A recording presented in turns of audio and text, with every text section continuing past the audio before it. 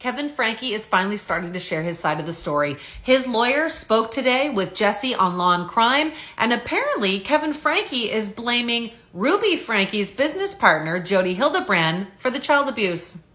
Randy Kester, Kevin's lawyer, says that Kevin was completely shocked by the allegations. He and Ruby have apparently been separated for about 13 months, and apparently Kevin was unable to see the children during this time. Kevin claims that Ruby told him that they needed to work on their marriage and it would be better if he wasn't in the family home and not communicating with the children. When asked what the reason for the separation was, Randy Kester, Kevin's lawyer, said that he was unable to reveal it as it was private, and all he would say about it was that they had a difference of opinion about their family parenting. Apparently, Ruby and Kevin had not been speaking, and on the day Russell escaped from Jodi Hildebrandt's home, Ruby Franke sent Kevin a text message saying it was an emergency and he needed to phone her. When he phoned, she said the police were on their way to get her and he needed to take care of the children. Kevin supposedly doesn't know how Ruby knew the police were on their way, so we can only speculate that perhaps she realized that Russell had escaped. Kevin's lawyer is claiming that Kevin didn't realize Ruby Franke had moved the children all the way to Jodi Hildebrandt's home, which is 4 hours away. He apparently is saying that he was trying to preserve his marriage and that Ruby told him the best thing for their marriage was for him to move out, not to have any contact with the children if he wanted them to be a family again. He, of course, apparently listened to this and did not contact his children for months. And then apparently Ruby contacted him again and said that everything was blissful at the home without him and basically didn't want him back. Kevin's lawyer continued to say that basically Ruby was emotionally controlling him and that he wanted to preserve his marriage and was doing whatever she asked, apparently. He claims he had no idea the abuse was happening, and if he did know, he would have immediately went and got the children.